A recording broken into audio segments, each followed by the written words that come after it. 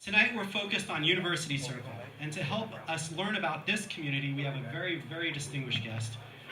In 2012, I heard John speak at an event about University Circle, and I remember wanting to go up to him afterwards, but it seemed like he was so smart, I didn't know what I was actually going to say to him, so I didn't. So it's crazy to me right now to share this stage with him. But he's the professor of history at Case Western Reserve University, and a historian and senior vice president for research and publications with the Western Reserve Historical Society. He's put together an encyclopedia and a dictionary on Cleveland history, both of which are really great reading, and I'm not joking about that. They're really interesting if you want to learn more about Cleveland. So please give me a warm welcome, or give a warm welcome to Dr. John Grabowski. Thank you, Andrew. I walked in here and I thought you were looking for Mr. Stress, and wow, I'm really blown away. So before we do start with the history portion, there will be a Q&A section, but we don't have the wireless mic that we were hoping for. So Hallie and Shamara, if you could wave.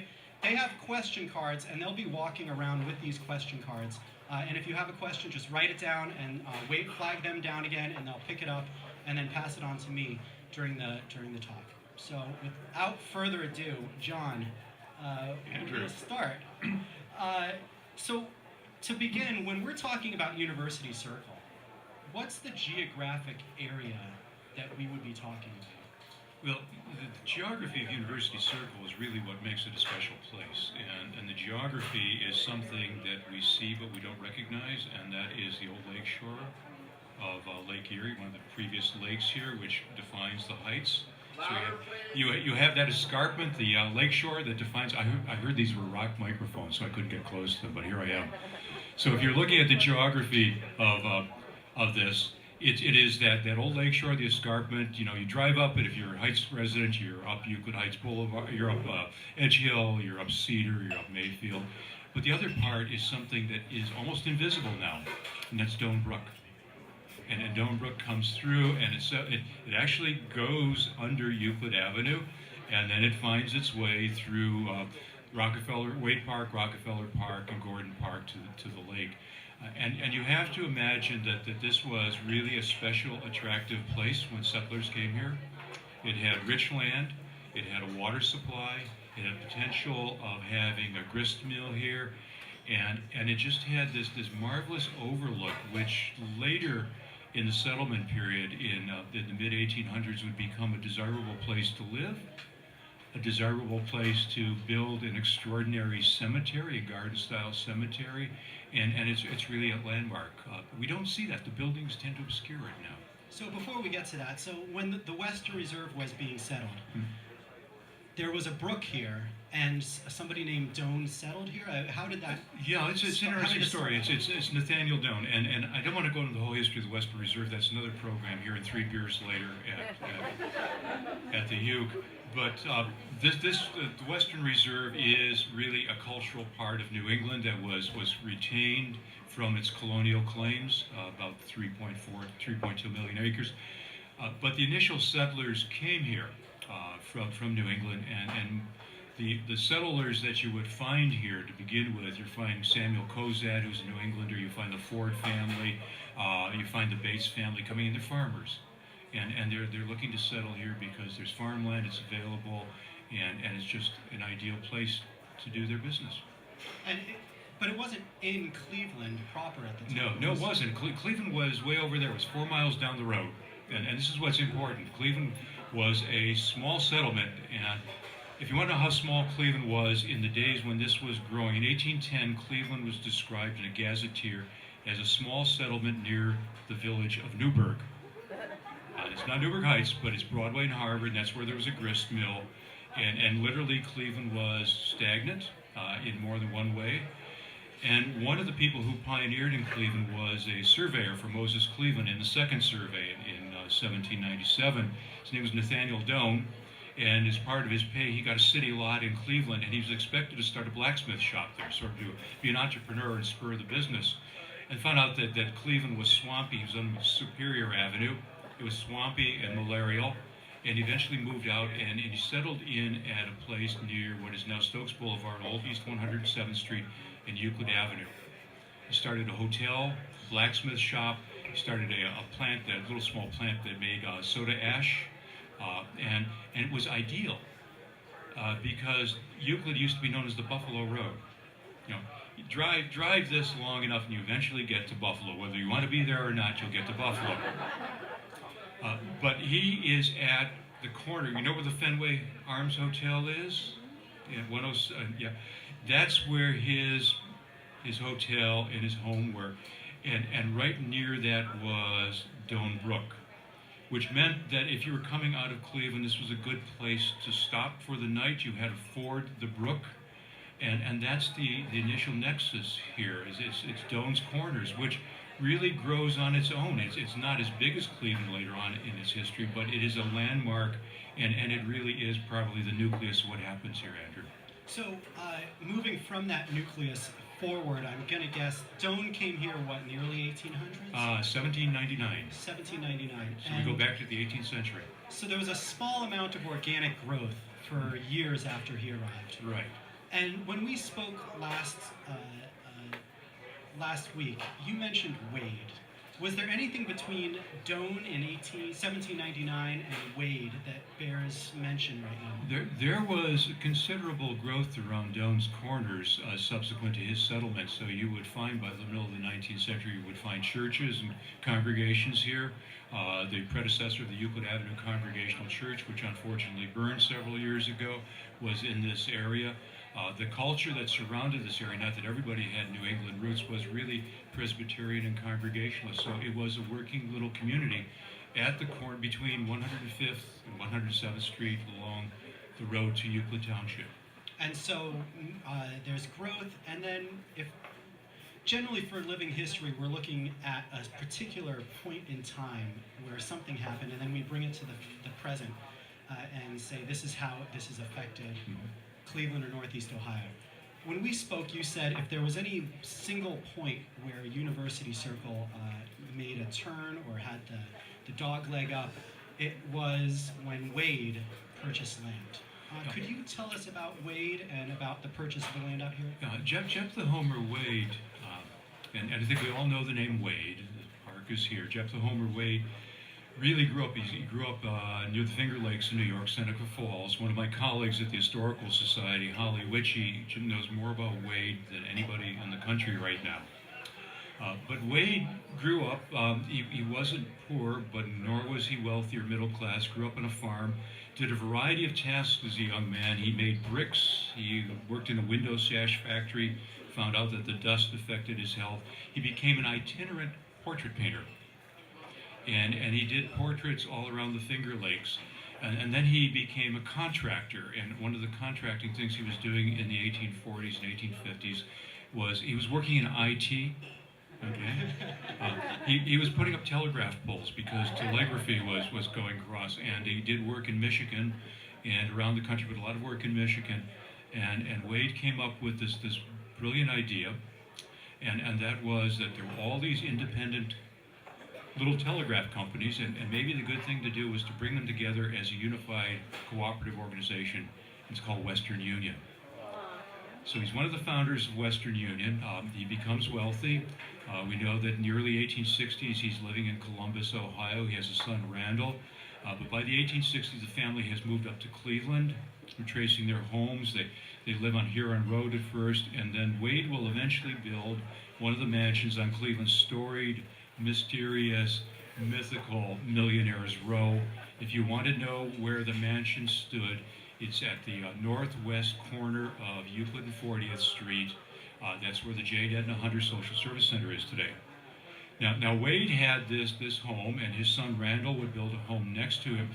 But Wade desired something more, so he looked for land, and out just past Doane's Tavern, there's still this valley. It was owned by the Cozads, and Mr. Cozad had been doing some improvements in around his property, and Wade brought Cozad's property, and he began to create it as a private park, landscaped it with carriage paths, had plans eventually for an institute that would be there, And then in the 1870s, he opened it on Sundays to the public. And in 1882, he deeded part of the park to the city of Cleveland. Now, you would think, Andrew, that's a good thing, right? That Cleveland would love this park.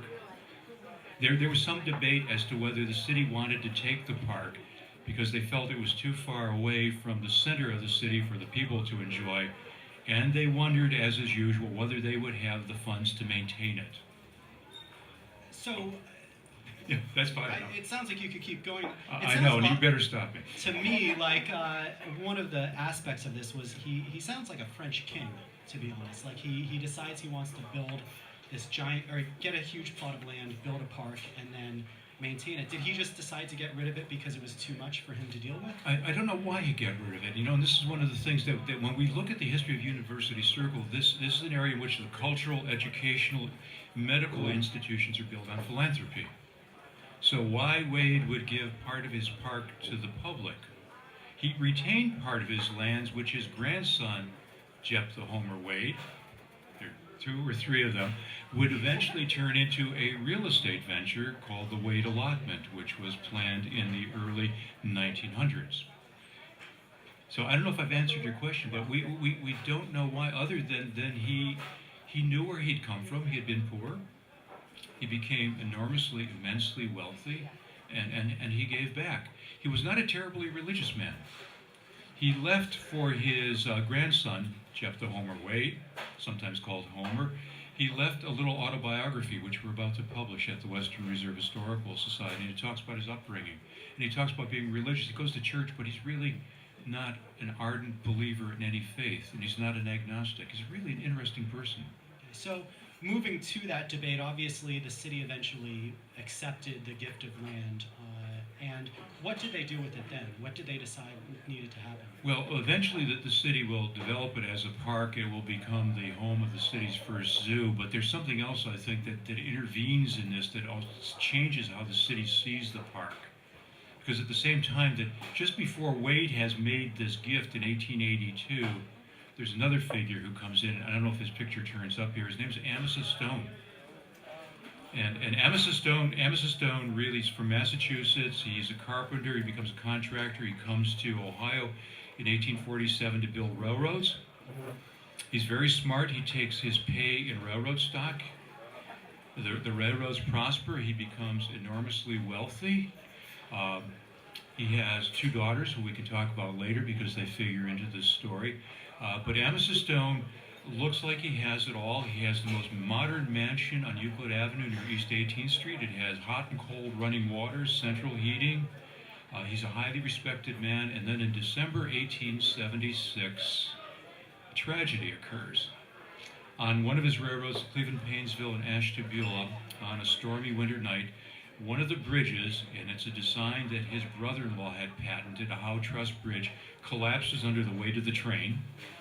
The train, one engine makes it across, the rest of the train, all wooden cars, and they're all, they're heated by coal stoves, right? I'm glad Sean doesn't have coal heating here. Okay? But it goes down onto the ice of the river, and there's a fire, and 80 people die, and it's known as the Ashtabula Horror. And legal actions are not endemic to the world we live in. They go back then. And so there's an inquiry into the tragedy, and eventually Stone is held responsible for the inquiry. Well, you add to that some other things that happened to this man. He's an investor in a number of businesses and steel mills in Cleveland, and when the economy turns up, he begins to lose some of his investments. So those are going bad. He probably has ulcers. He's described as dyspeptic. So that is happening to him. All these issues are happening. And then in 1881, he does something that also changes the circle. He goes to... This was the year before the Wade makes the decision. Yeah, so we've got a little parallel going on here and why people do things. Western Reserve College started in 1826 in Hudson, Ohio. And sometimes, why wasn't it in Cleveland? Because in 1826, Hudson was just about as big as Cleveland. And some trustees, and as Cleveland grew, trustees of Western Reserve College were a little bit chary about any suggestion to move the college up to a city that was a lake port. Okay, you know what happens in lake ports, right? There are sailors, there are billiard parlors, there are brothels, you name it. Okay, All sorts of no good. all sorts of things to keep young men active. Seriously, that's part of it. The best history of Case Western Reserve University is Richard Basnick's relatively new history called Beyond the Fence. Read it. So it's Stone who makes, boy, I'm doing with a lot of cultural cliches here. He makes the trustees of Western Reserve College an offer they can't refuse. $500,000 in 1880s money. Now, I haven't done the math on that, if they will move to Cleveland. But he has several provisos. He will make this gift provided that Clevelanders raise enough money to buy land at a site to house the college. And also, there's another picture going up, the other proviso is that this other relatively new school in Cleveland, which has been founded by Leonard Case Jr., more about him later, would be moved and share the land with them. Now, Dick Basnick, who is a good friend, talks about the fact that we know that Stone and Wade had an issue over a banking matter some years before. And so the question is, did Stone do this as one-upsmanship against Case, indicating that his school would be next to that, and Case gave a lot of money to establish what became Case, be next to one another. Basnick tells a story, I think it's really interesting, that you know where those schools are located right now, right? Okay, and Adelbert Road is, at that time, it is the eastern boundary of the campus, and Cedar Road and that Red Valley, Doan Brook, which was still there, was the western. And so which university, which college would visitors see when they were coming out of the city first? And the Case people, Basnick, it's a wonderful story. The Case people knew how Amasa Stone operated. They really wanted to be on the western side of the campus. But they figured if they asked for that, Stone would push them to the eastern side of the campus. So they asked for the eastern side of the campus, and Stone suggested they take the western side of the campus. Okay? Now that's Dick Basnick. I love the story, but how does Wade get in this? Because suddenly you have three of the most powerful people in Cleveland who are looking at this landscape and transforming it as a park and as a center for universities. So the two schools being close together, that wasn't anything about common abilities to teach kids. It was a power play between really, really wealthy Clevelanders. Yeah, I think you could call it a power play. And I think also there were two different strains of it. The Case School of Applied Sciences was just that. It was a technical school. And Leonard Case's ancestry, his father's Leonard Case Sr., his brother is William Case. The Cases, his father is an early settler in the area. They developed real estate interests in Cleveland. They own a lot of things in downtown Cleveland, but they are also, particularly Leonard Jr. and his brother, they're part of a group called the Arkites.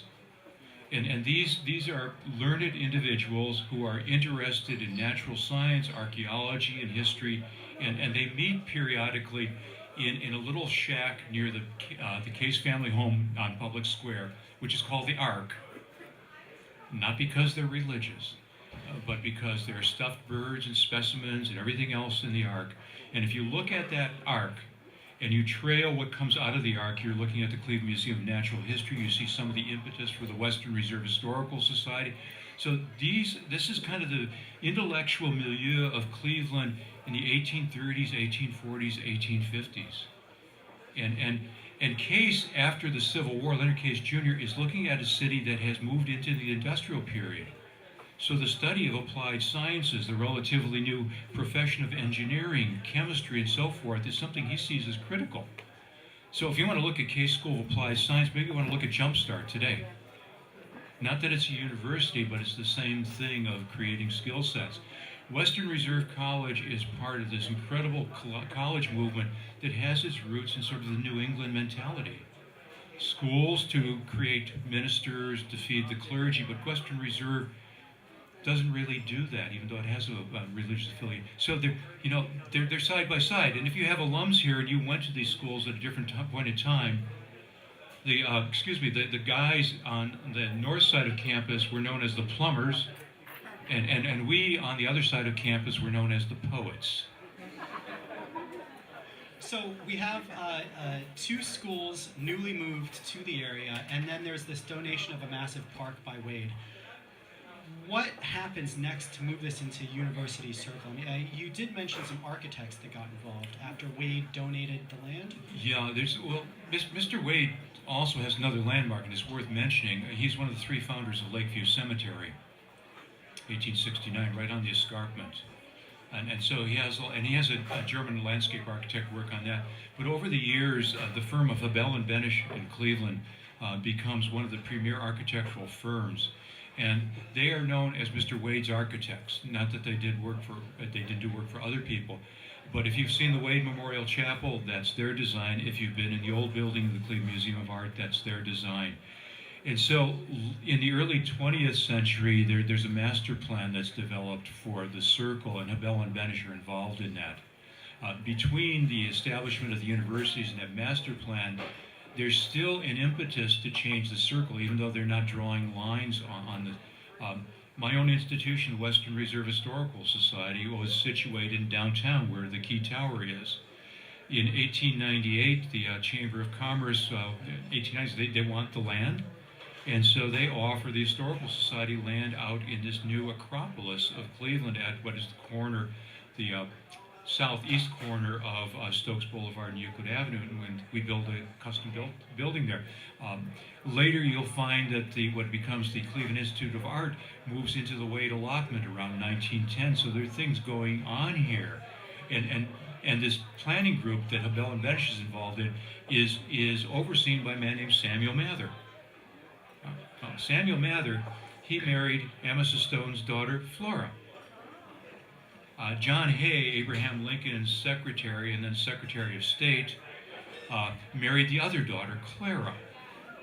Now John Hay, I'm going to go off track here. Is that okay?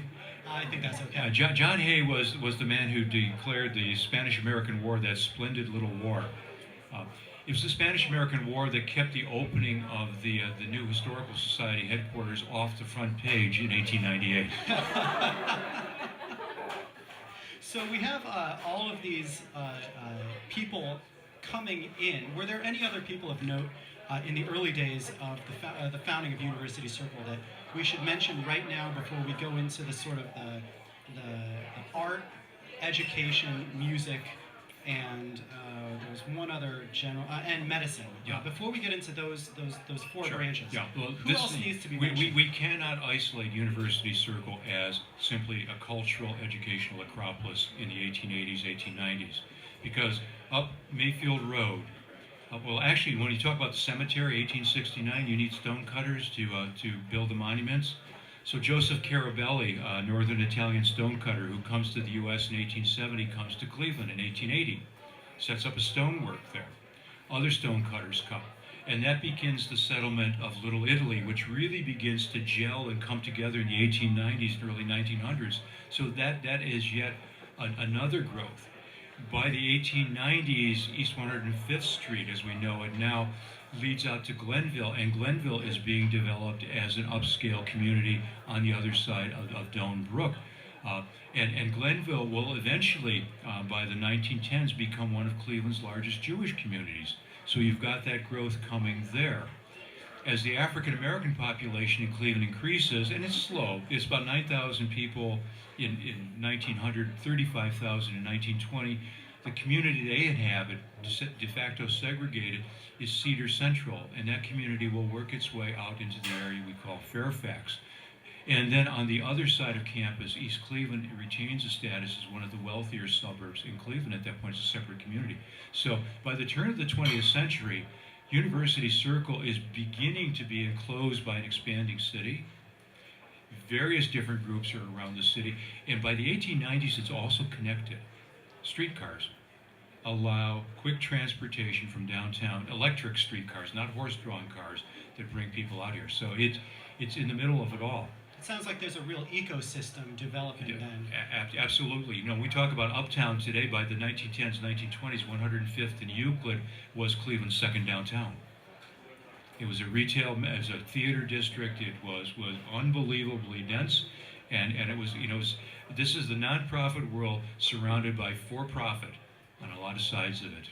So I'm going to take this moment. If you do have any questions on just that first section, again, feel free to flag down Haley or Xiomara, get a card, and then pass it back over to them. So John, I did propose to you that we attack the next section in 4 different groupings: education, art, music, and medicine. Okay. And we've sort of gone into the education piece. We have about 10 minutes per section before we get to Q&A. Okay. What could you get into that the progression of education then in the area, and just describe who was involved and how the university came together? Well, I think the university, as we've discussed, is started here in the 1880s. There's constant discussion over the university's history about why are these 2 separate institutions, why shouldn't they be merged. When it comes here, it's no longer a college, it's Western Reserve University. And one of the things it does is that it's coeducational at that point. But then slightly later, it spins off a separate college for women, which is known as Mather College. And that's thanks to Flora Stone Mather's benevolence. Eventually, it's named that. And that has a separate campus across Euclid Avenue from Adelbert College, which is the men's college. That's one of the most incredible campuses within the campus, if you will, that little quadrangle called Mather Quad. So it was a women's world for many years. So that is occurring, and as I mentioned earlier, you have what was a women's applied art school morphs into eventually the Cleveland Institute of Art. And when Jephthah Homer Wade, the grandson of Jephthah Wade, starts the Wade allotment, which builds the homes along Magnolia, Bellflower, and so forth, that's where they decide to build the Cleveland School of Art, which then becomes the Cleveland Institute of Art. The Cleveland Cleveland Institute of Music doesn't come out here till the 1960s. So that grows, and now the most recent thing, if I want to fast forward, is Hawkins School, which had its origins 100 years ago in University Circle. It now has a branch in University Circle. You said that was Hawkins? It was Hawkins School, yeah. James Hawkins' dream, 1915 was established. And so the combination of all of these schools, when did that happen? It's a slow progression, and really I would say by the 1910s we know where the Circle is going to go in terms of its educational program. You have 2 strong schools here. The president of Western Reserve University, Charles Franklin Thwing, really moves the school in the early 1900s up into the forefront of American schools. Case Institute of Technology is pushing out people like Herbert Dow eventually, founders of major Lubrizol. These are graduates that come out of those schools. It's an incredible story. And was that limited in any way geographically? Were they limited by any city plans or part of the architectural plans to a certain area, or was this just, did it evolve? Andrew, I'll use the historian's weasel word. Not so far as I know, because they did expand. They expanded. They bought Cozad's land across Adelbert Road. They bought Cozad land across Euclid Avenue for the Mather College campus. Eventually, they would buy the lands in the Wade allotment, take down some of the houses for the First North Campus residential village. Eventually, they would move and take out part of Little Italy for the South Campus towers for Case Institute of Technology, which it was known at that time. So it does move, and nobody's restricting that. Okay, you've mentioned Cozad a few times tonight, and I'm not sure was he a farmer? What was this family? What were they doing? This is another story. We'll never get finished. Samuel Cozad came in 1806 from New England. He was a farmer, bought 100 acres of land out in this area, became prosperous, brought a couple hundred acres more. The Ford family, Ford Drive, Alan Ford, a dear friend who lives at Judson Manor, descendant of that family. That's part of it. But the real thing I want to get to is on Mayfield Road, just before you go across Circle Drive, there's a red brick building on the right-hand side. That's the Cozad Bates house. And that house was built very early on, and we know that the Cozads, the Bates, and the Fords were very active in the anti-slavery movement.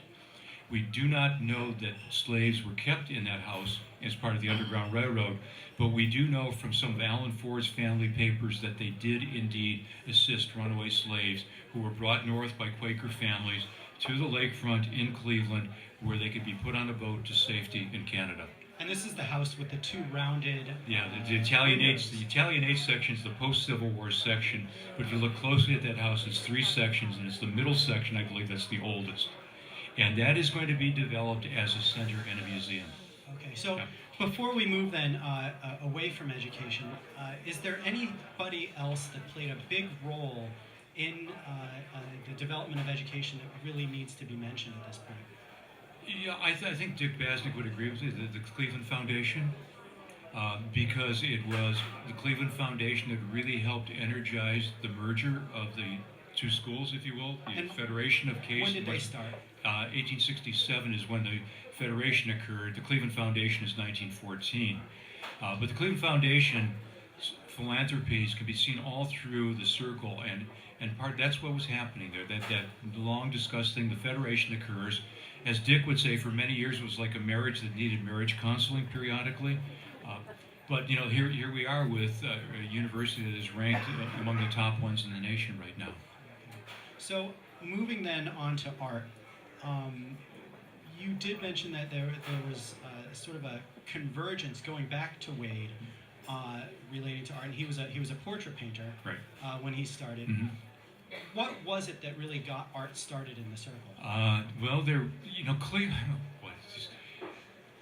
museums, art museums, orchestras, and so forth. These were civic aspects of civic pride, and Cleveland was always concerned that city down south called Cincinnati had an art museum, had an orchestra before we did. So there were several people in Cleveland who left money and bequests to create an art museum. Huntington, Kelly, and I forget Hurlbut. And so there are three bequests out there. And then you have Jephthah Homer Wade II, the grandson, who has become a connoisseur of art. He's a great collector. He's on like 85 different boards. And he knows that his grandfather wanted to start sort of an institute or a museum. He, along with legal legerdemain, bring these bequests together. The Art Museum is incorporated in 1913. The building opens in 1916. So next year is going to be the 100th anniversary of the Cleveland Museum of Art. And what is really, really important about this museum is the first director is not an art historian or an artist. His name's Whiting. He's an educator. And they saw the purpose of the museum as being part of a progressive impulse to educate the community. It's almost like a social settlement where young people were taught about art and music. I think they envisioned this museum not only as a jewel for the community, but as a progressive instrument to bring people the joys of fine art. So at the same time that all of these different groups are coming around University Circle and filling in that ecosystem, they're starting to think about providing them institutions where they can all come and be educated for any purpose. I mean, was this a way to socialize them in certain values? Well, you know, this gets into one of these arguments as to who dictates what art and what music is good music and good art. And so is that socialization, or is it a true belief on the part of collectors? So, you know, to use the terminology, what is the hegemonic view here? And how do you get the subaltern community to buy into that view? It's a difficult question. I won't take a position on it because I think it may be both ways. And the art museum does reach out. My specialty is, as a historian, is immigration and ethnicity, as Sean indicated. I'll be talking here. One of the first things the Cleveland Museum of Art does, it goes to the immigrant communities in Cleveland. It begins to build a collection of folk art from those communities, which becomes part of its extension division, which can go around the community.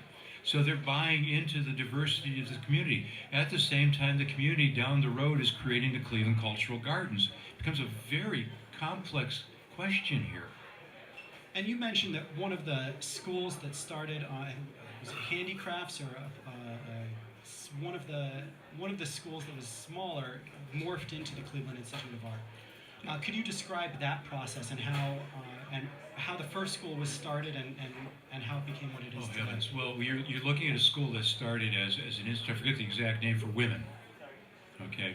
And then when it's moved, there are always constant discussions as to whether it is going to be merged with Western Reserve University. And part of the debate there is that what's happening at this school is kind of applied knowledge versus what we'd call theoretical knowledge about art. So the merger really doesn't take place, even though today the ties between CIA and CWRU are quite strong. So it moves here, it engages more than women. The Cleveland School of Art then becomes one of the feeders, not only into Cleveland industry and business. Victor Schreckengost, great industrial designer. You look at industrial design coming out of that school. You see graphic design coming out of that school, and you have to remember that in the 1920s, by the 1920s, Cleveland was one of the printing centers of the United States. Morgan Lithography, book designers, the Caxton Building downtown was a home to printing companies. And so the high quality design that's coming out and being taught at this school forms the world, I'm getting really excited here, that many people see. It's not the Mona Lisa, but it's the cab over engine for a white truck. And, it's Victor Schreckengost designed dinnerware. It's pedal cars. The whole world changes. Who is Victor Schreckengost? Remarkable man. I'm sorry, I have to ask. One of the most prolific. He's recently deceased. One of the most prolific artists and designers in Cleveland's history. I haven't boned up on his background now, but he had a career that spanned nearly a century, and his impact is not just local. It's regional. Yeah, a great creation he did called the Jazz Bowl, it's sort of an Art Deco themed bowl, is one of the recognized pieces of American art. There was one thrown for Eleanor Roosevelt when she was in the White House. So Victor is in Cleveland, he's St. Victor, really, because of what he's done.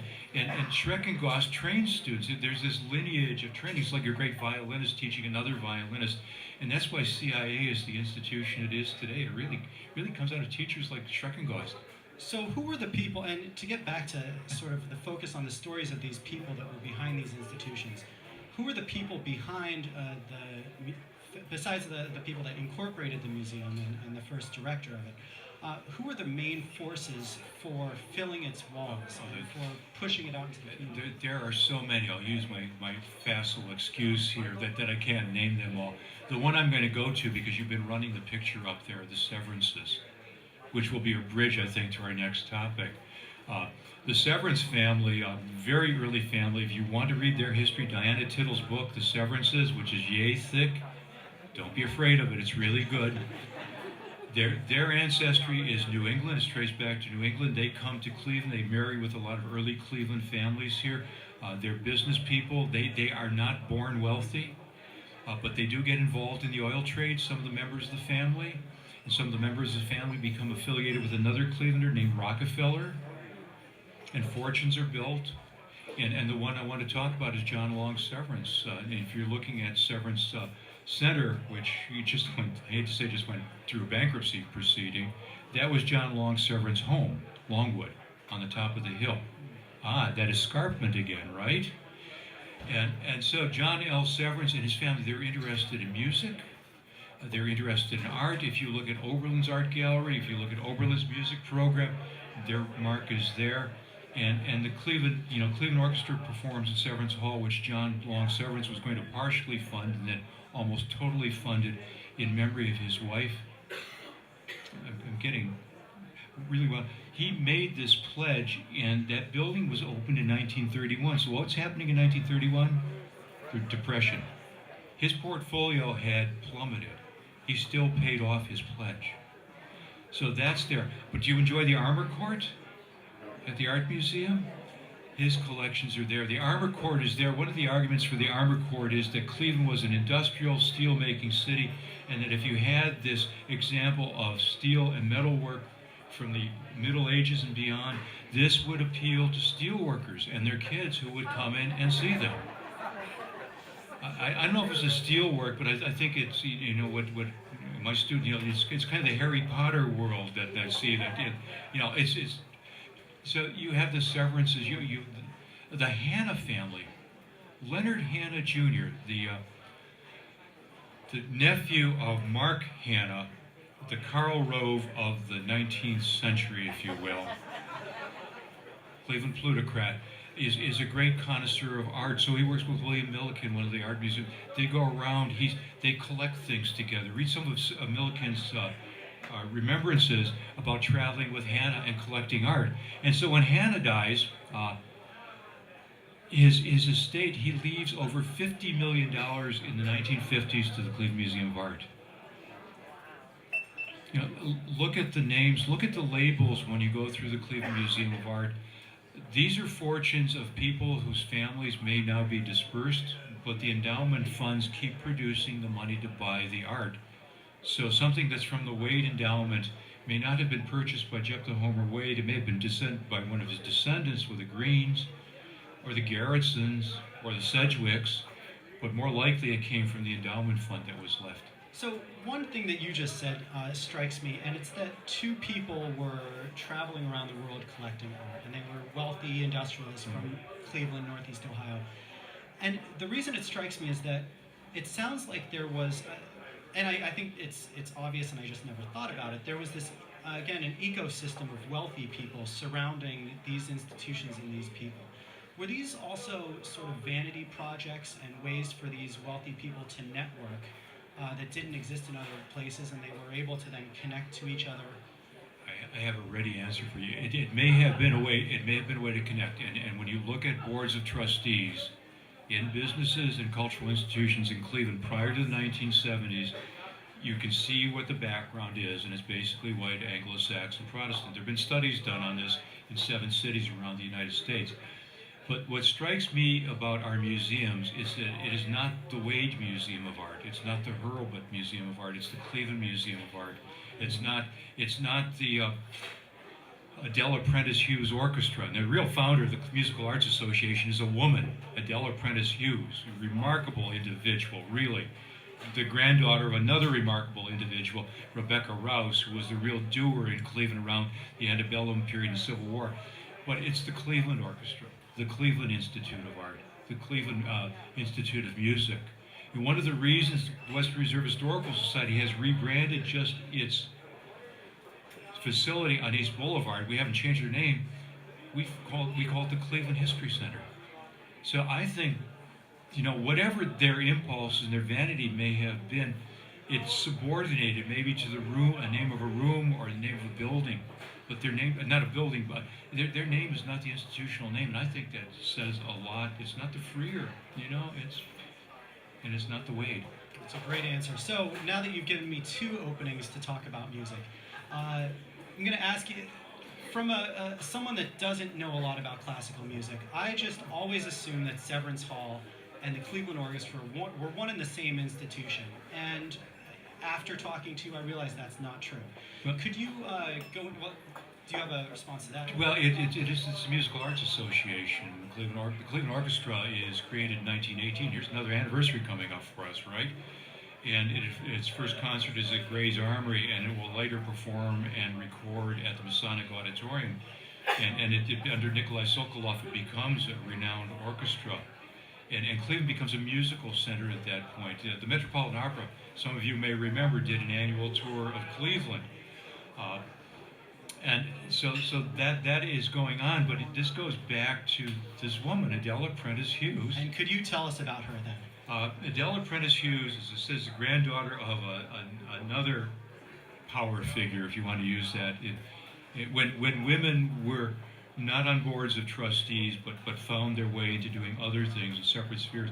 Rebecca Rouse helped organize the Soldiers' Aid Society for the Civil War. She helped create the Protestant Orphan Asylum, which is now Beechbrook.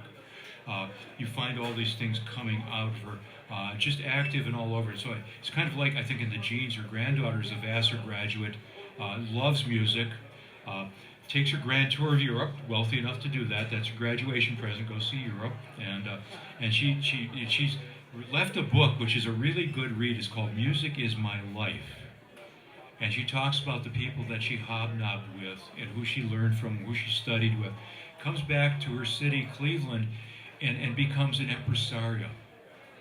And along with other people, tries to bring orchestras and major good music ensembles to the city for the city's enjoyment. You know, and some of these concerts they're not given in halls, they're given in parks. These are public concerts. And she is a teacher, and that's where she sees the value of this. And it's her passion for music and her connections and her ability to persuade wealthy people to part with their money, if I want to put it bluntly, that creates the Musical Arts Association, which will eventually create the Cleveland Orchestra. And you left a note in that when your wife said, "Oh, the only good thing in Cleveland is an orchestra," or is it I met my wife. She's English, from London, and when she found out I was from Cleveland, she immediately thought about the orchestra. That was the first thing that was actually the only thing she knew about Cleveland. It's we had a group of guests in from to do some research from Europe at the Historical Society. I had a little bit of time to this, and one of the women, Gertrude Bergbaum, who was from Alsace, said, "Gee, I'd like to listen to the Cleveland Orchestra when I'm here. I've always wanted to go. Is it possible to get tickets?" I said, "Sure. You just walk down the street and buy them." And she said, "You mean they're available?" It's this is a complex thing, Andrew, because there's power and money that creates these institutions.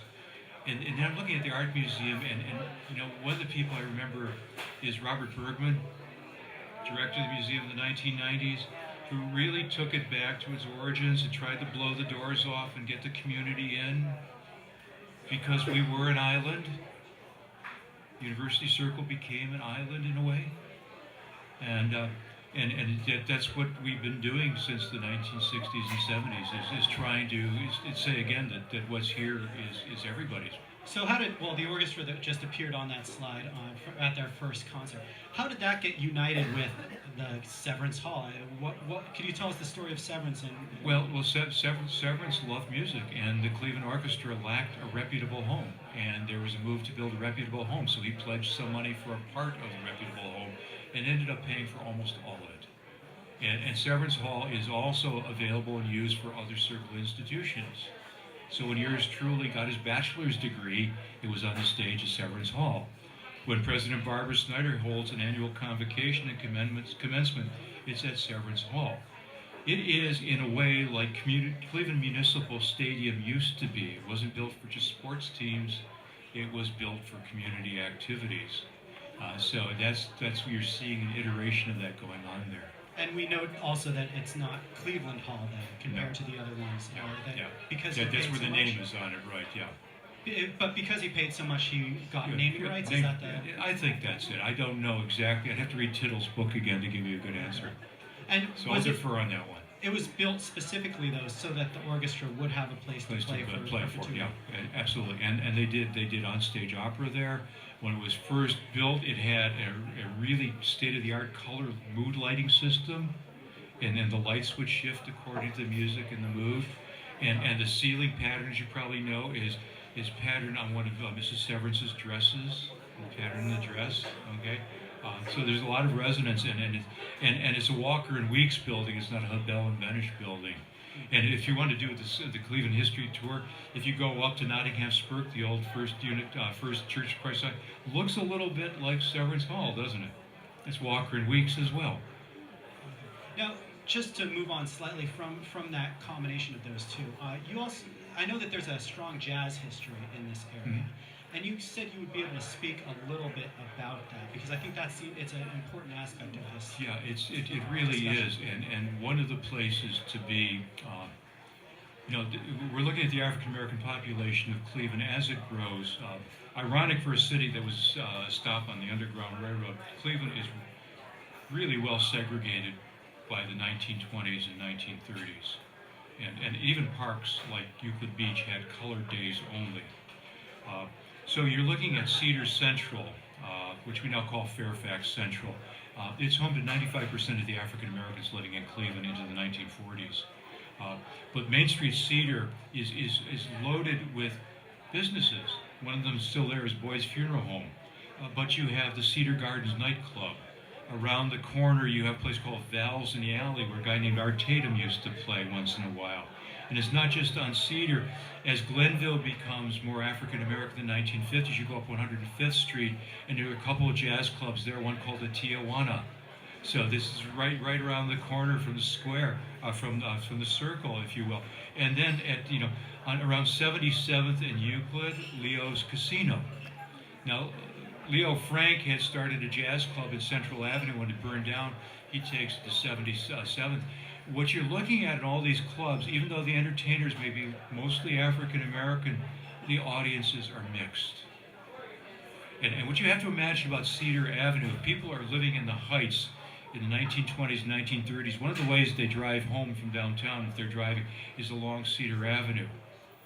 So that street is not terra incognita to them. So there's this interesting aspect of different types of music.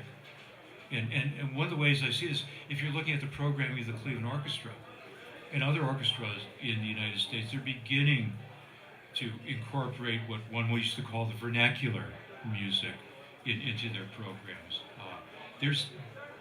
It takes time, but you're seeing some of what's happening out there coming in here, really. And before we move on to the next section, I think I'd be remiss if I didn't mention that the Euclid Tavern, where we're sitting right now, started in 1909. Right. But it's had a role to play in music as well. Yeah, it's well, Mr. Stress. This was a stop for a lot of the bands. Mr. Stress being the most famous one. Sorry, gang, this wasn't my hangout. I was going up to Severance Center for the WCLV pledge.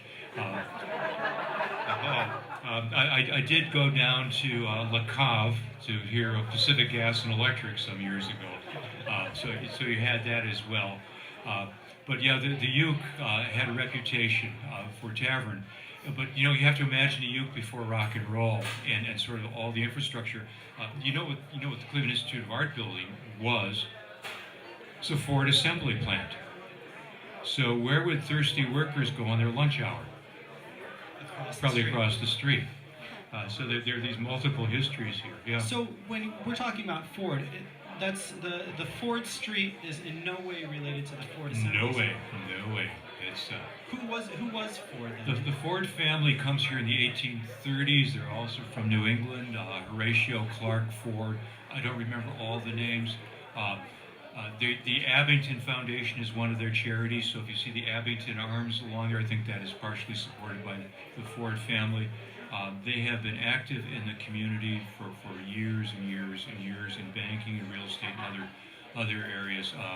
And as I mentioned, Alan Ford was both trustee of the Western Reserve Historical Society, also Case Western Reserve University.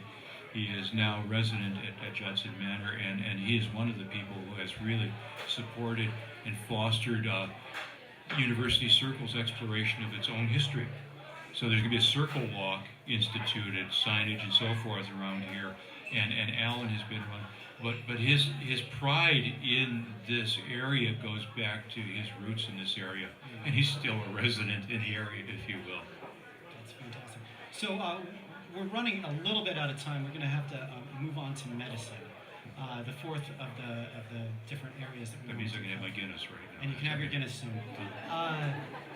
Could you tell us about the founding of the Cleveland Clinic and why it is all the way out here if at the time Cleveland kind of was a little bit wary of establishing roots this far east? Well, it's the clinic and university hospitals have a lot in common. Easy to say that, and what they have in common is George Crile. And George Crile was a surgeon. He was active in surgery during the Spanish-American War, and then he became, I think, head of surgery at Lakeside Hospital. You ever wonder why Lakeside Hospital is named Lakeside Hospital? Because it was located right on the lakeside, just east of East 9th Street. There's an old Marine hospital on the west side. But a group of women started this hospital 149 years ago. The hospital is celebrating its 150th. And so Crile was part of that hospital, and then the hospital was one of the units. We're going to get this all back to University Circle, so stay patient. One of the first organizations to send a unit to World War I, the Lakeside Unit. Surgeons, nurses who went over to the Allied side and really worked in combat medicine. Well, Crile, Bunce, Phillips, and the other partner who would start the Cleveland Clinic were part of that. And what they did is they worked in military-style group practice. And so when Crile came back to Cleveland after the war, he and his partners, his co-physicians, he had this idea of a group practice hospital, which would be modeled on the Mayo Clinic. Why it is where it is, I can probably say because by that time Euclid Avenue was ceasing to be a residential haven. People have been moving off of Euclid Avenue for years. This is another story. Okay, we'll do Filling Near as well some other time. And so they pick that site and they build their original building, which is still there on Euclid Avenue. And they create this. And what happens, and Lakeside Hospital, we have a question coming up. Great location, okay, on the lakeshore next to the railroad tracks. Smoky, dirty, whatever. Samuel Mather, oh, remember his name?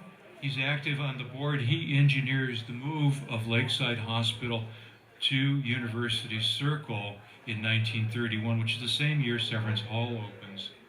No connection there. And so University Hospitals of Cleveland has its origins there. It's next to the university. Becomes, it's always been a teaching hospital. There's been a med school associated with CWRU since the 1840s. And so this is where the med really joins the ed. And as this health corridor has grown, physically, the clinic and UH have become closer and closer. And it's interesting to me when I look at the William O. Walker building, the tower at East 105th Stokes Boulevard, East 107th Stokes Boulevard, and Euclid Avenue, both university hospitals and the clinic have offices there. Okay, so it's quite interesting. And so, what does that say to you then about that ecosystem developing? We can go back. I don't think Jephthah Homer Wade knew what he was seeding when he seeded this. And what's happening with the ecosystem is I think the ed more than the art has driven the ecosystem here. Bringing the schools here was the magic.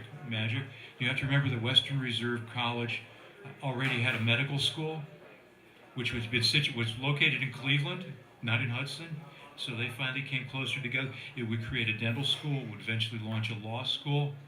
So you have all those things happening and educationally here, and its next door neighbor is teaching technical skills. And that grows, and what really does, I think, changes it, is something we don't realize. College education goes from a really limited number of people to a larger number of people in the years after World War II. And a number of things drive it. One of the things that drive it is the GI Bill. I've always wanted to think of myself on campus as a young 17-year-old person, and the guy sitting next to me is 23. He's just come out of the Army and he served at Iwo Jima, or the Marines and served at Iwo Jima. So that begins, and college then becomes de rigueur for success in America. And the colleges grow. And so if you have medical education, technical education, these skill sets are incredible. And Case School of Applied Science becomes Case Institute of Technology, and it moves from applied sciences to theoretical sciences.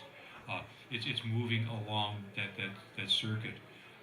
The medical school at Case at Western Reserve is enriched by being next to university hospitals and down the street.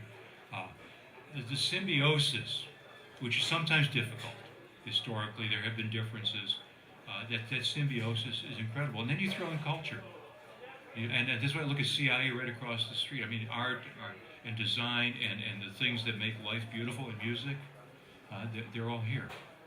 So that brings us, it's a broad sweep across 50 years from the 1880s to the 1930s. Between 1930s and moving forward, was it pretty steady development for all of these institutions and for University Circle generally?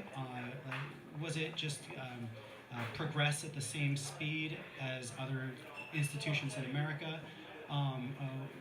Where did the circle go from there? I don't know if I can answer that with any real authority. I think the progress was gradual but upwards, and I'm not trying to weasel out of it. When it really begins to move forward in many areas, I think is in the 1960s, and one of the things that does that is government support. You find a lot of things that happens, government support of health initiatives, government support of education. Thank you, NDAA, for my graduate fellowship. And you're also looking as medicine. And then in 1965, the National Endowment for the Arts, the National Endowment for the Humanities will re-energize these institutions. Cleveland's economy is going in a different direction, but these institutions are gearing up because of support. And the other thing I think that helps them grow over the years, if you're an alum, you know what you get in the mail every year, right? And the more the alumni network grows and the more the alumni network is successful, the more they invest in the institutions that help make them what they are. And so you see that happening. And it's gotten to the point now, if I can really fast forward, I look at names on buildings, in new buildings, so I'm looking, at Seidman, I'm looking at Ratner, I'm looking at Miller down the street. We're looking at a whole new generation of philanthropy that has come in because they see this as the future of Cleveland. And so that was my next, before I do actually ask this next question, if you do have questions from the audience, I guess we're getting some, so feel free to ask Haley or Xiomara to bring them up. I don't have to turn to the guest. So, looking at that, you did mention, it sounds like there was a move for really, really wealthy people supporting these institutions to the government support of these institutions to now much smaller private donations. Does that affect the institutions themselves in how they go about their business? And you can, whatever institutions you're part of, you can speak what you've seen. I don't know. In the institutions I'm working in, the museum world, one of the things that we see increasingly important is earned income. And you can cut that two ways. Earned income helps support the bottom line. What I find in the museum world is costs in museums have skyrocketed in the past 60 years. In particular, curators, there are more curators coming to museums. The technology for preserving collections requires, 365 temperature and humidity control. The public is looking for a new experience. Museums are now competing with online resources. They need to be online. All of this really pushes museums to a different level. And the other thing that we're looking at, another factor in all of this, post-World War II, more leisure time. And at least, forgive the political comment, when unions were strong, more people had more expendable money to spend in leisure time. And so the 8-hour day, which was a dream for workers for many years, becomes a reality in post-World War II. And so you have the leisure time, and do you go to the museum if it's free? Other factors are out there. So museums are now in competition with a variety of other entities. Cleveland Browns. I mean, we're in competition with the Cleveland. Let me not go there.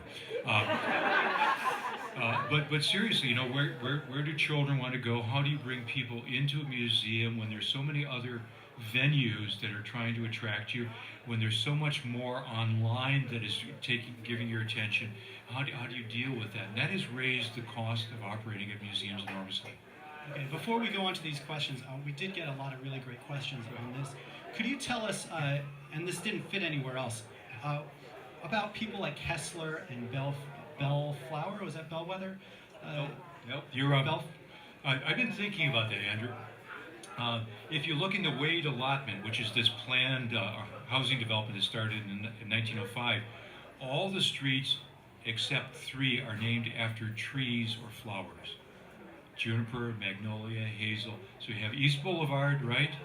You have Ford, we've explained that. Hessler. I think it's Irvin or Ernest Hessler was a purveyor of medical surgical equipment. And he bought land in the 1880s here, and he bought some parcels from the Wade allotment. He owned about 5 of them, and he built his house there on Hessler Street. He owned that property. So Hessler Road is, if you know Hessler, you know it's not Bellflower, right? And if you know Hessler, you know it's not magnolia or juniper. And Hessler is an interesting place because it has Hessler Court, and so as I understand the wooden house at the intersection of Hessler Court and Hessler Road, that sort of chalet style, I believe that may have been his house that had been supposedly on Bellflower but moved back at one point. So yeah, it's this little funky corner in a very planned Wade allotment just off of Euclid Avenue. So these are questions from the audience then. Could you please explain where the physical circle was and where the district got its name? That's okay, the circle was, do you know where the Children's Museum is? Yeah, soon to move away. There was a traffic circle there, and in the center of that a traffic circle was built just after 1900, and the streetcars would come there, and they could turn around there, or they could go up what was Stearns Road, and it was University Stop. It was known as University Circle. That's where the name comes from. It's the traffic circle. And there's a picture that's been going on behind me. You'll probably see that there. Interestingly, on the side of that, there's a statue of Marcus Alonzo Hanna, and on the other side there's a statue of Louis Kossuth. Those statues were on the perimeter of that traffic circle. The original one. Yeah, the original traffic circle. And UCI has now done some plantings that allow you to look through that, to see where that circle was. Okay, that was an easy one. Could you please tell us about the controversy surrounding the Wade Circular Drive? Wade Oval, when it was given to the city, was governed by some restrictions that the Wade family put in it. And I don't know them in part, but it was never to be fenced off other than with a wrought iron fence. The use of the circle, the oval itself, I think, was to be kept open and to the public. So there are these restrictions that the family put on, not terribly onerous, but they had a vision of what a public park should be in the 19th century, and they wanted that vision perpetuated. Okay, you know that Cleveland's first zoo was there too, right? Yeah. Mr. Wade provided a deer farm. They eventually had crocodiles and bears, and the zoo was moved when the residential district was developed. It was quite noisy at night. How or is Sam Mather related to William G. Mather? They're half brothers. Okay. And could you refresh my memory as to who they were? Because this is a very specific question, so I'm curious as to. Samuel Mather. The Mather family, they do have ties to Cotton Mather. Go right back to New England. Samuel Mathers, I believe his grandfather was one of the investors in the Connecticut Land Company, one of the few people who actually came here rather than sitting back in Connecticut waiting for the money to come in when the land sold. And I believe it's his grandson, Samuel Mather, who was one of the founders of Pickens Mather, great iron ore firm. His half-brother, William Gwynn Mather, Gwynn Estate in Bracknell. William Gwynn Mather was the founder of Cleveland Cliffs. So you have an iron ore fortune that does this, and as I mentioned, Amasa Stone's daughter marries Samuel Mather. So Mather is incredible. When you look at his commitments, he too left a huge amount of money when he died in the 1930s. He's the wealthiest man in Ohio, but his portfolio had collapsed because of the Depression. But the Mather name is all through the University Circle and through the city of Cleveland. And you'll find his father-in-law, Amasa Stone, memorialized in a stained glass window in First Presbyterian Old Stone Church on Public Square. This is Grabowski talking about Mathers, you have to realize this. That's okay. You observed a few times that Cleveland had or has a more populist view than the more elitist view in many other cities. Why? And I'm not sure I actually understand that question. If you do, yeah, one of the things. Let me go to populist. Cleveland, like other cities during the Gilded Age, had a huge dichotomy between the haves and the have-nots, if you want to put it bluntly. And so we look at these fortunes, we look at Millionaires Row, but if you went several streets north of Millionaires Row to the steel mills and so forth, you would find labor issues. Cleveland had labor strikes. It didn't experience the Great Railroad Strike of 1876, but it had strikes. Standard Oil went on. The workers at Standard Oil went on strike. They wanted a $1 a day pay back in those days, and the strike was led by two socialists, Czech socialists. In the 1880s, there were other strikes. So what Cleveland, like other American industrial cities, was trying to do is find some way to deal with this new wage labor industrial order. I mean, this is relatively new in the American experience because major industries, people being paid wages. You know, they begin to start in Massachusetts with the mills and the weaving mills. By the late 19th century, it's pervasive in industry. And so, how is the wealth to be divided? And and there are two people I bring up on this, and they're at opposites. One is Marcus A. Hanna. Mark M.A. Hanna Company's iron ore and coal.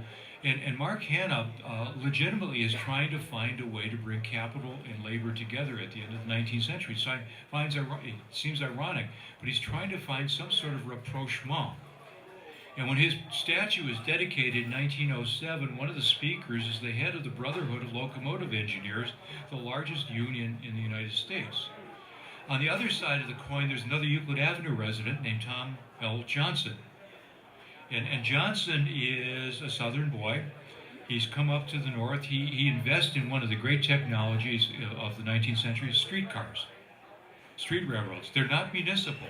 They're privately owned. The street railway companies get a franchise from the city in order to run their tracks down a certain number of streets. You can imagine how people would maneuver to get franchises, couldn't you? Okay, there's a little, not putting Tom on line for that. He becomes immensely wealthy. He's an inventor. He actually toys around with a maglev car in his basement of his Euclid Avenue mansion. Did you say maglev? Maglev, yeah, magnetic levitation car. Yeah, he toys around with it. Yeah. Obviously, the Japanese have just done it now, and they've done it better than Tom did it back then. But he is wealthy, and then he reads a book by Henry George, one of the great social reformers of the 19th century, about the single tax, and about how land increasing in value, there needs to be a single tax. I always say it's Tom L. Johnson goes from a wealthy man to an ardent progressive reformer. It's like Saul falling off the mule on the road to Damascus. He's literally buried next to Henry George in New York. And he spends his fortune, he becomes a politician, he becomes a congressman in the late 18th. This is the progressive period, when a lot of people are trying to solve the inequities of American life. They're trying to deal with these new cities. They're like, oh my gosh, Cleveland was a village, and now it's a city of 400,000 people, and 2/3 of them are foreign-born or foreign parentage, and we have African American. How do we deal with this? Johnson is a fan. He's a fan of what some people would call socialism, but he calls municipal ownership.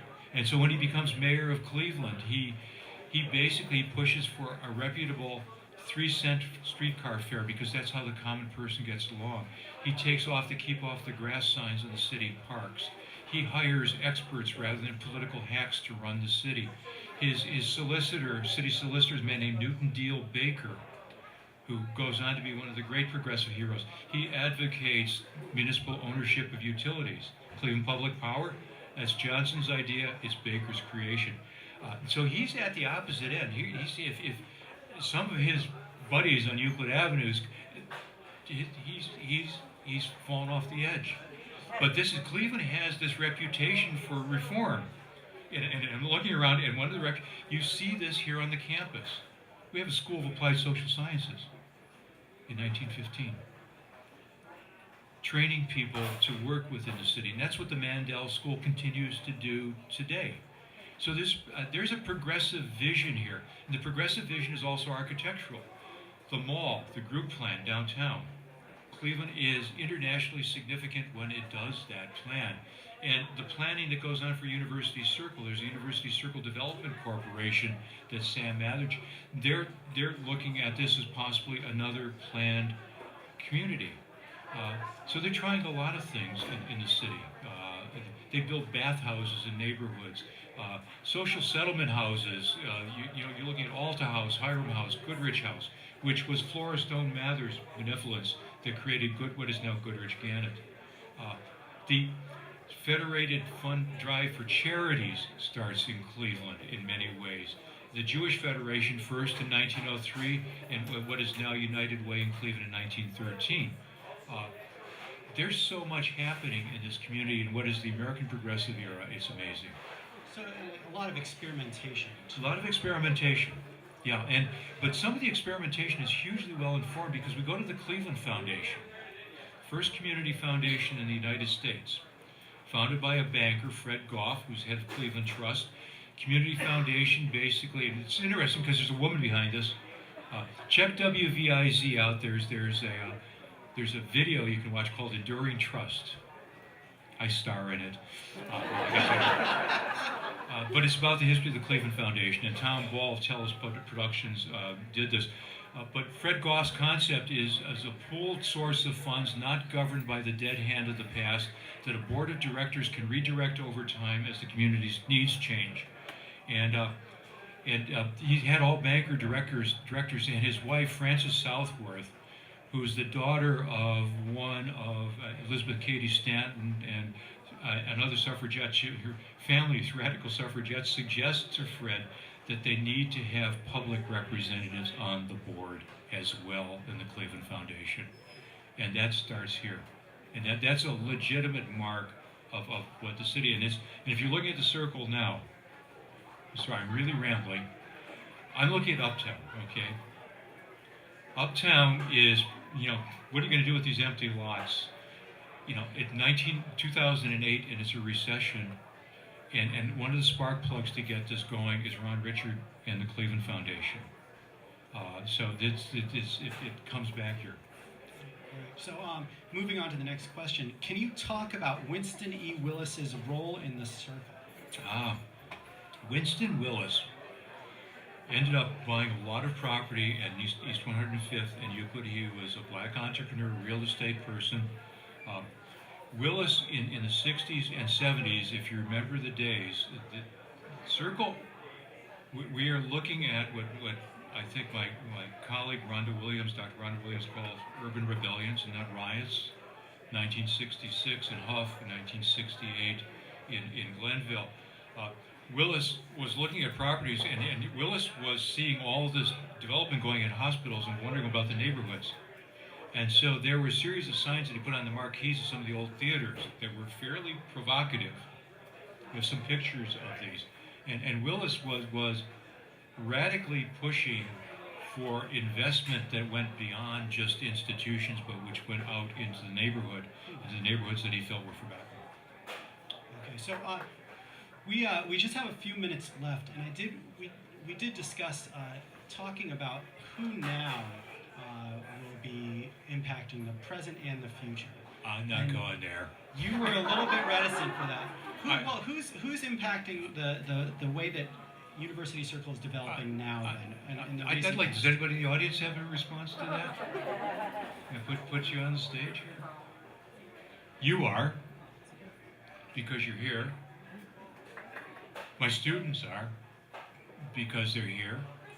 And Chris Ronayne, Barbara Snyder, whole series of people. The people who left bequests and endowments are still impacting the circle. What I'm finding really, really exciting, because I do immigration and migration history, the internationalization of my campus is changing the circle, and the internationalization of Cleveland and the hospitals, Toby Cosgrove, yeah. We get the names for there's a lot going on. I've just been absolutely amazed, and there are still problems. I'm not being a Pollyanna. You can't be a Pollyanna about these things. We have to deal with issues around the circle. But yeah, Toby Cosgrove, there are a lot of names. You can shout them out. If I shout them out, it's going to sound like I'm toadying up to somebody who employs me. Dave Miller, okay. Yep. And the late Peter B. Yep. So, and these are, a lot of these people are doing work here or donating a lot of money to these institutions. We did also bring up the idea when we were talking about, in the past, it's been early past of University Circle, it was individuals that were donating large amounts of money, then it went to the government. Now a lot of the development seems to be being driven by developers, people that are looking to make money and develop this area for their own benefit. Is that a recent phenomenon, or is that something that has Yeah, been it's always going been on? here. It's always been here. Uh, there's a market here. So if you're a developer, it's a smart place to be. And one of the thoughts I had, why does East 105th and Euclid grow to Cleveland's second downtown in the early 1900s? Because there's a university and there's a section that's being developed around it in a park and a lot of people going there. In the same way, Cleveland's first ice skating rink is created at 107th and Euclid. Is called the Elysium. It's where Cleveland's first hockey teams played. So that's there. And if we're looking at entrepreneurship, I love the term. It's all over the place now, and it's hard to pin down. It's gotten very wonky, my feeling. But you're looking at, the guy who had a shop out in front of the Elysium was a man named Humphrey. He sold popcorn. He would eventually buy an amusement park called Euclid Beach. So, and one of the reasons this becomes a great place for development is because you get transportation. When the streetcar comes out electric in the 1890s, people can go to the park. Oh, and other development here, forgot to mention this. Gordon's Park is here, Wade's Park is there. There's a blank space in the middle, so a guy named Rockefeller gifts the land, buys the land, gives it a gift for Rockefeller Park to connect these two. That's what does it. The other thing that is doing it here is Cleveland Heights and the settlements on the escarpment. I'm a Cleveland Heights resident, so I walk down here. What fascinates me about Cleveland Heights is my streets are named Derbyshire, Yorkshire, Hampshire, Coventry. Just like where you're going. Sure. All right, okay. But, and that was done because this was away from the city, which was full of smoke and full of immigrants and changing rapidly. And I look at Cleveland Heights now, and it's different than what was expected. So yeah. All right. Well, with that, we are out of time, so we have a few thank yous. First, John, if we could give him a round of applause.